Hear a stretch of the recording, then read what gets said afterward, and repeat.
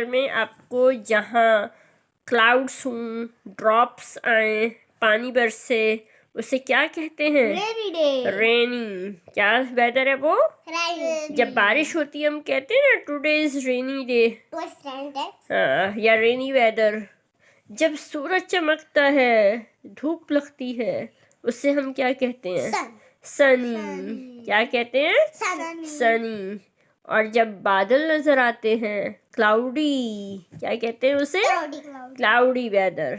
क्या कहते हैं? क्लाउडी। और जब तेज हवाएं चलती हैं, पत्ते हिलते हैं, उसे हम क्या कहते हैं? This is windy weather. Windy weather. Wind से विंडी वेदर। जब Windy तेज weather. हवाएं चलती हैं, उसे क्या कहते हैं? Windy weather. Windy weather.